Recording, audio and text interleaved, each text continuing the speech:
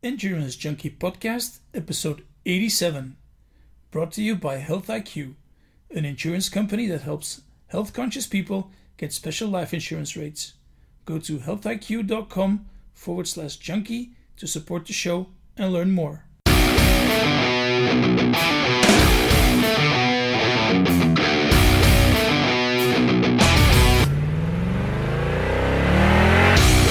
Hey Junkies, what's up? How you doing? Thanks for joining me on a new episode of the Endurance Junkie Podcast, the show where I will be interviewing some of the fastest, smartest, and most inspiring people active in the endurance world today.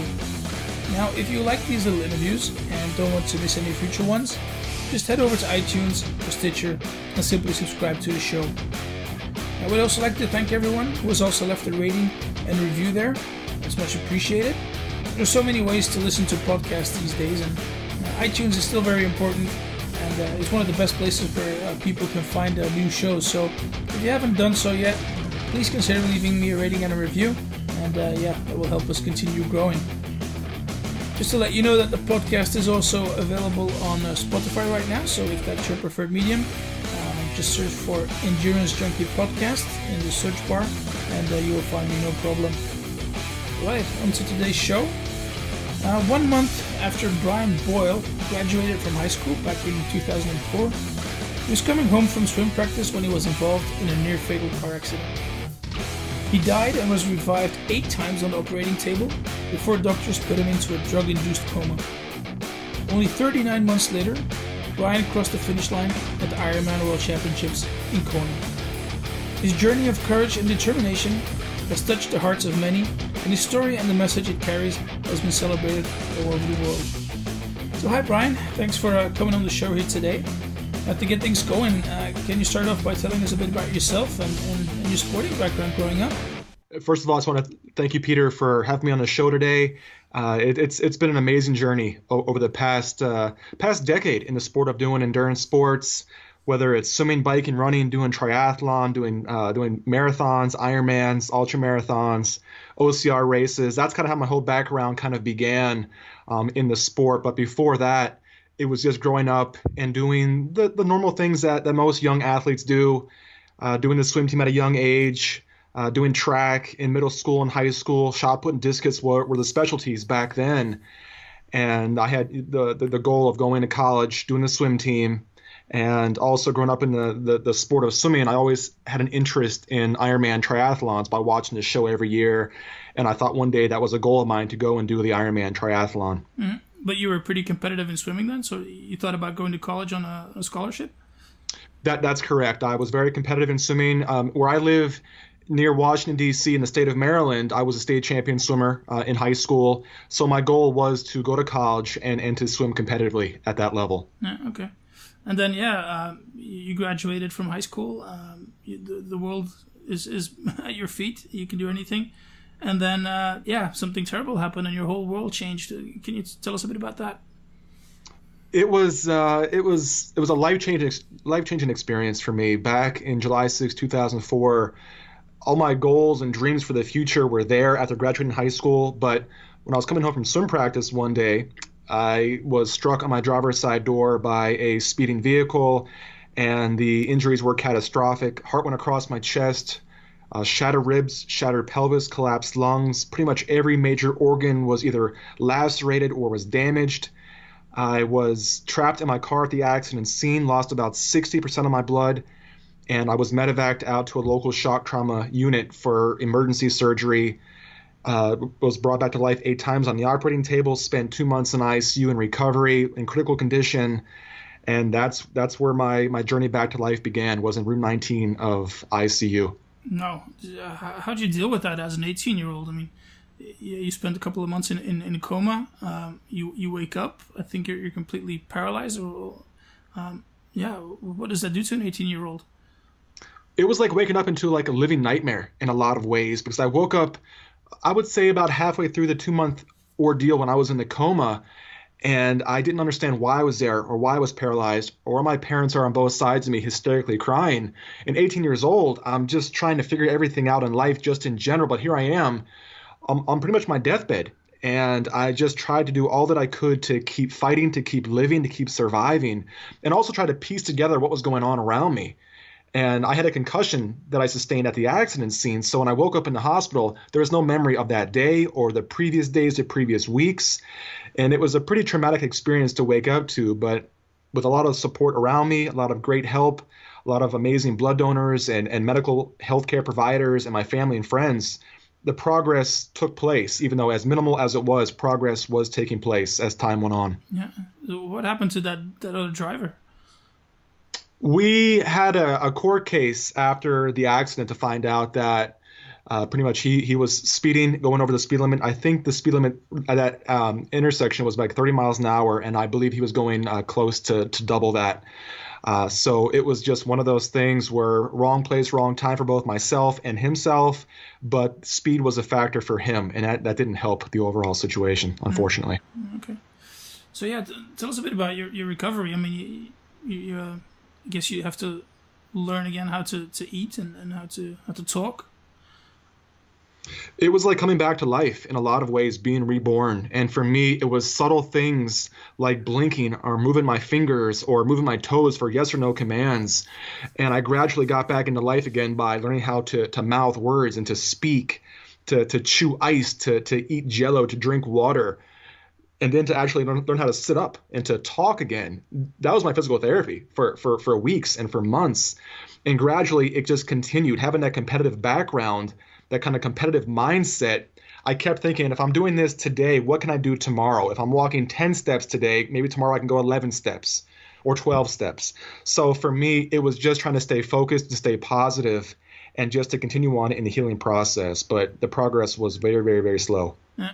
And do you think that the fact that you were a competitive swimmer and you were pretty fit physically, that probably helped you and made you not die, if I can say it like that? That's a great question, and it's so true, because with my recovery and my ICU director and my surgeons, they all explained to me many times over that my healthy background, the athletic background that I had, even coming from swim practice the day of the accident, it helped my overall survival from the accident scene to shock trauma to 2 months in ICU to 3 years overall in recovery. So having that background, the healthy background, growing up in sports, it really did make a monumental effort in my overall just survival. Mm-hmm. Okay. And were you able to keep that positive mindset during your entire recovery, or were there like moments when you were a bit down and thought about giving up? Every day was different. I was always a very positive person growing up. I loved to have those challenges, and especially in the recovery process, the challenges were always there. There were so many obstacles, and things just continued to just get tougher every single day. But I had a great support system. My family, my friends around me, they believed in me.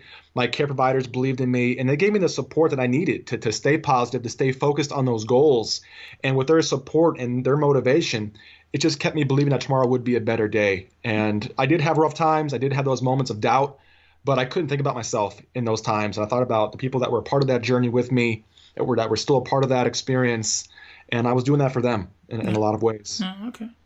So where does the whole endurance goal come from then?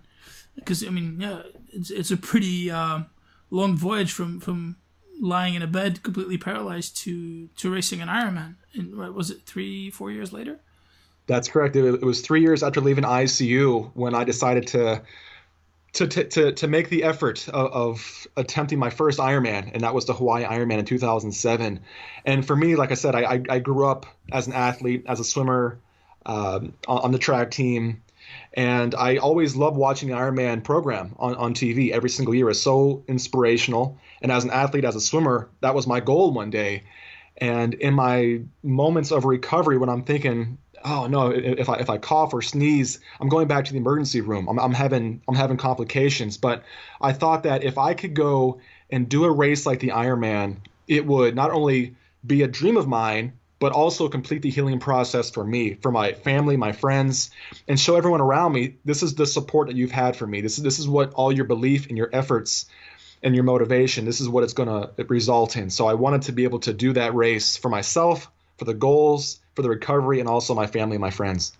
So were you able to do some really specific training for it, or did you do it really mainly on a mental drive?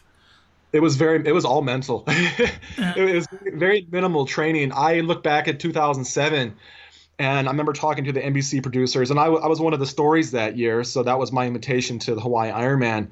And I remember looking back at that summer, and I had to finish a half Ironman. It was a Stillhead half Ironman in Michigan. And that was in August. And I had about, I think, 2 weeks of full training for that race. And I had no background in road bikes or road cycling. So I got the bike before I left to go out to Michigan for the race. And somehow I was able to finish that. I think it was a 7.5 hour half Ironman. But it was able to show the producers of the Ironman show of NBC that I could attempt the Hawaii Ironman. And that was October 13th, 2007, when we went out there for the race. And longest day of my life for the Hawaii Ironman, but it was also one of the best days because, the heart was racing, the blood was pumping. Those were one signs that I was dying. Now they're signs that I'm living. And I'm out here with all these world-class triathletes and being a part of this experience and living a dream. And not only is it about the athletic accomplishment, but also about the physical and the emotional and the psychological ability to go out there with my background, 3 years coming out of ICU on my deathbed and being a part of this world-renowned, legendary race, and to be able to finish it. I have goosebumps just talking about it, just thinking back to that, and it was life-changing for me. And that was my very first initiation into endurance sports were those triathlons that year. And you were hooked? I was hooked, and I've been hooked ever since. So yeah, you've done a few since then, right? I've done plenty races since those races back in 2007. And for me, I was one of the media stories in 2007. So for me, I'm an age grouper. I'm a proud age grouper. I'm out there, I'm racing, and my goal is to qualify on my own abilities, not my story, but my own abilities for the Hawaii Ironman. I've come back. I've qualified for the Half Ironman World Championship back in 2011, but I've raced 5 Ironmans. I've dropped about 5 hours off my first Ironman time, so I'm down around trying to break 10 hours now. And I've done half Ironmans, 16 marathons, three or four ultra marathons, and just loving life. I just love this sport. I love the community, all aspects of endurance sports. I'm just so proud to be a part of this great community of athletes. Yeah. So actually, now that there's absolutely nothing left from the injuries that you had during the accident. Knock on wood, everything has been great. After the 3 years in recovery, there have been very minimal complications or follow-up procedures. Mm-hmm. No more medications. For me, it's just being out there and just living life every single day, and I'm just so grateful for that experience. Okay. Now, you covered the story there of your recovery to the racing the Ironman, from coma to Kona in a book called Ironheart. People can still buy that today. But you've also written a second book called The Patient Experience. What made you write that book? The Patient Experience, in a lot of ways, has a lot of the same components of Ironheart. Ironheart is a story from going from the deathbed to the Hawaii Ironman finish line. And The Patient Experience has a lot of those same takeaways, but more on the medical emphasis, showing the impact that healthcare providers do for their patients, for their families, showcasing that kind of teamwork, that support, the communication, the compassion in the hospital room, and really just going in my years of being a healthcare advocate.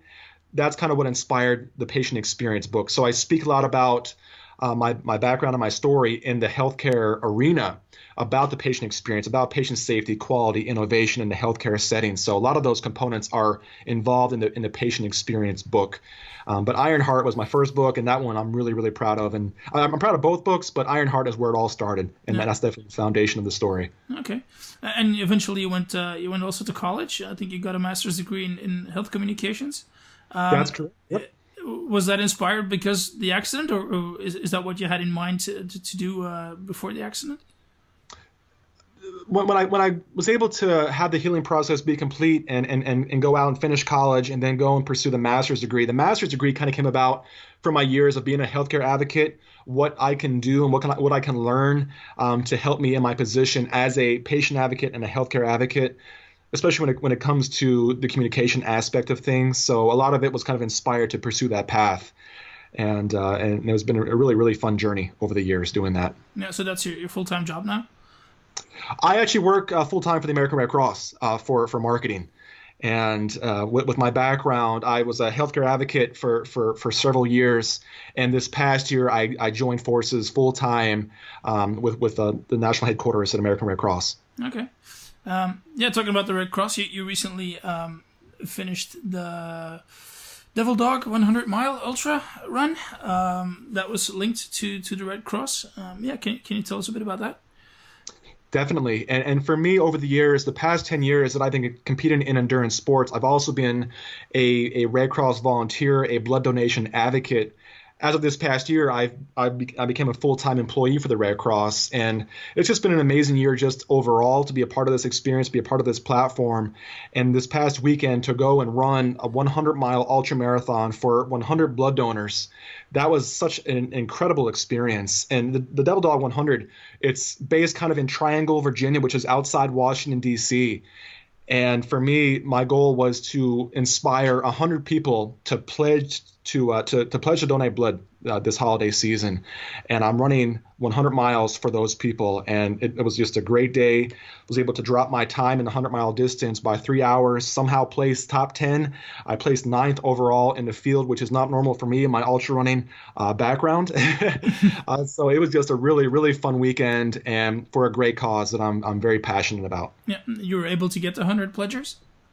We actually went up to 170, which was amazing. We had 2 months to get the message out there, to really bring about the cause and showcase that experience. So to bring in over 100 was great, but to bring in 170, it was profound. I was not expecting that. So this summer, it's going this winter season, it's going to help a lot with many people who need blood. Yeah. So you're 70 miles short then, actually.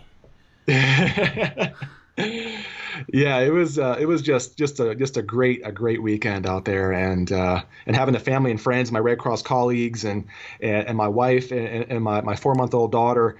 It was just one of those moments where I'm just thinking back and just reflecting on the journey and thinking, wow, I truly am lucky to have this platform. Why is it so important for people to donate blood? Is there a shortage?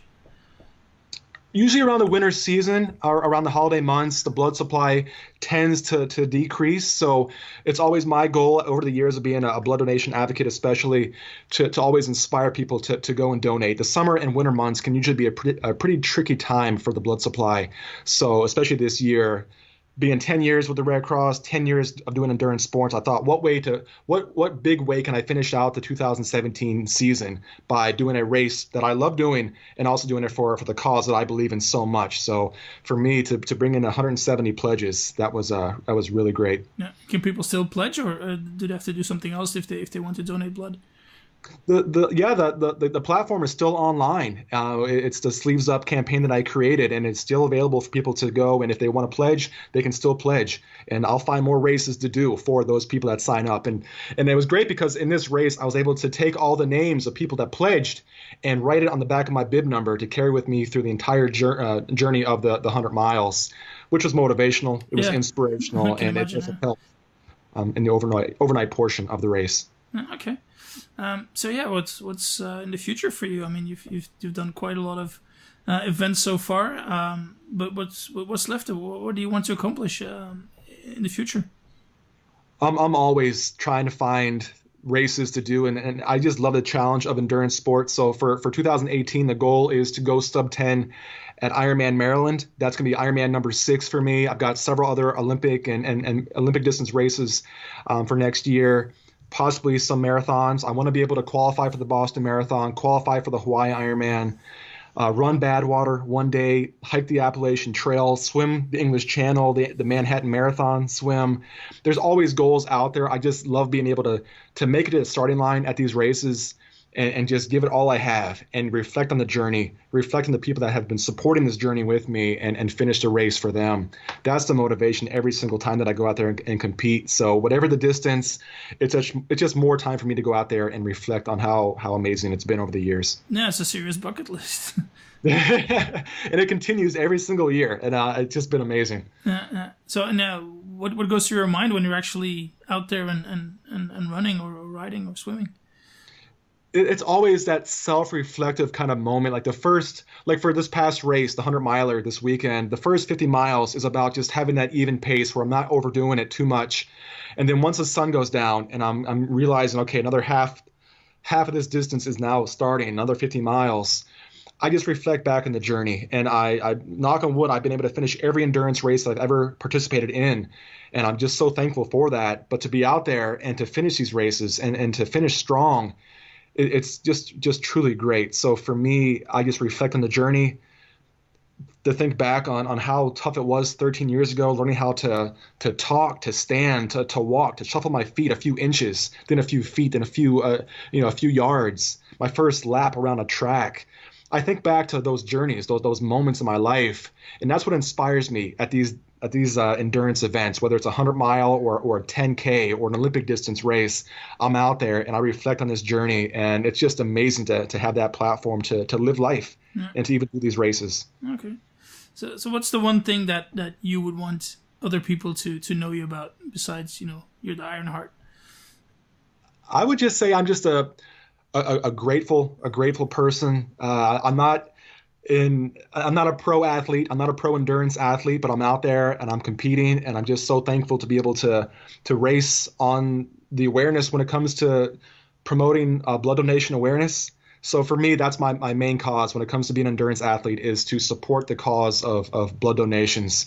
And these races, like these 100-milers and these Ironman triathlons, I'm always carrying the Red Cross logo on my race suit. I'm always carrying my 36 Red Crosses on the back of my race suit for my 36 blood donors that help save my life. So for me, if anyone thinks about me as a person with the whole background, it's just that I'm a very grateful, very positive person, and I'm just so thankful for the support that I've received over the years. All right, cool stuff. How can people get in touch with you if they want to, Brian? I'm available online. I've got my website, ironheartbrianboyle.com. On Instagram, ironheartbb. And on Twitter, I'm at Brian J. Boyle. All right, cool stuff. I'll put those links up on the show notes page. You've got some sponsors or partners that you work with? I just want to say thank you to the American Red Cross, to a big thank you to Power Bar, to Nathan Sports, and to Nike Trail Running for all the support over the years. I really appreciate all the support. Excellent. Anything else you want to plug?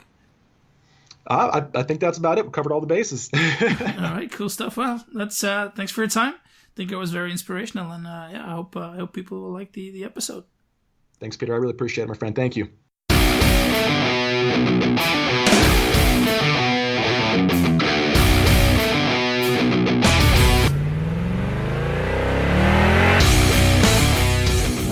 Thanks for listening to this episode with Brian Boyle. Now, if you're interested in donating some blood yourself, I suggest you get in touch with your local Red Cross chapter, and they will definitely put you on your way, and maybe you can help save a life. Talking about life, I would like to thank Health IQ for supporting the show. I think many people in the endurance community have had trouble with how much they pay for their life insurance. Simply because of these companies, they don't really take into account the effects of exercising and leading a healthy lifestyle. And instead, you might get penalized for family history or BMI and other stuff, but you don't get rewarded for your health-conscious lifestyle. Well, Health IQ is a company that's decided to change that. They've gathered science and data to convince insurance companies that health-conscious people like triathletes and runners and cyclists and all other people who are leading a healthy lifestyle or who are on diets that actually make them feel better, perform better, and live longer, that they simply deserve lower rates due to lower mortality risk. Just as an example, regular high-intensity interval training can decrease the risk of early death from heart disease by 39% for men and 51% for women. So Health IQ will be able to offer you special rates on life insurance. And right now, you guys can learn more and get a free life insurance quote by going to healthiq.com/junkie. That's healthiq.com/junkie to learn more and maybe save over $1,000 on your yearly premium. So go check it out. All right, thanks again for listening. And until next time, when I will be chatting to ultra runner Mike Foote. Cheers, guys.